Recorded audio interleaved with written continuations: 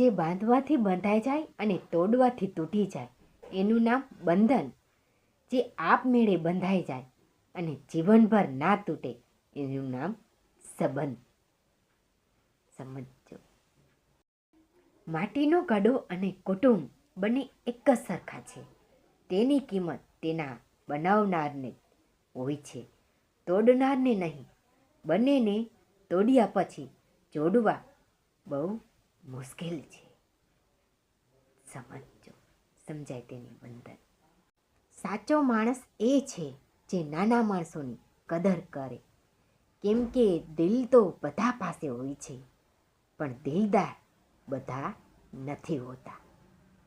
જ્યાં મીઠો આવકારો ના હોય ને ત્યાં ન જવું. પછી ભલે ને ત્યાં ચાંદીની ચમચમાં અને સોનાની થાળીમાં પીરસાતું હોય. દુનિયામાં સૌથી વધારે ગરમ વસ્તુ હોય ને તો તે છે પૈસા.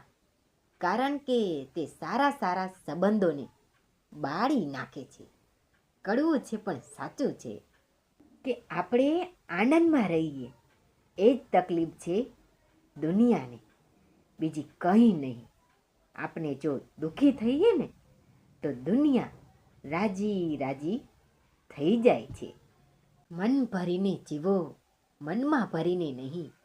મોઢા ઉપર કહેનાર મળે ને તો નસીબદાર છો તમે.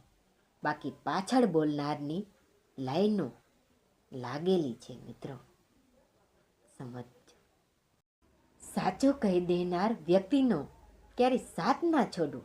ભલે એની વાતો કડવી લાગે, પણ એનાથી વધારે ચોખ્ખા દિલના વ્યક્તિ તમને બીજી કોઈ નહીં મળે મિત્રો. આ સમજો. દુનિયામાં ખાલી 2 જ વસ્તુ મફતમાં મળે છે, એક સલાહ અને બીજું ટેન્શન. જખમો જ જીવાડી રહ્યા છે મિત્રો, બાકી બધા તો રમાડી જ રહ્યા છે. આ સમજો. સમયની સાથે બધા સંબંધ નિભાવે છે, પરંતુ મીઠાશ તો ત્યાં આવે જ્યારે સમય બદલાય પણ સંબંધ ના બદલાય. કોઈના વિશે એટલું જ ખરાબ બોલો જેટલું તમે તમારા વિશે સાંભળી શકો.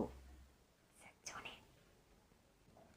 માણસોના પણ દસ્તાવેજ બનાવવા જરૂરી છે. ઘણીવાર માણસ બહારથી આપણો અને અંદરથી બીજાનો નીકળે છે. સાચી વાત. અપમાન કરવું એ કોઈના સ્વભાવમાં હોઈ શકે, પણ સન્માન કરવું એ આપણા સંસ્કારમાં હોવું જોઈએ.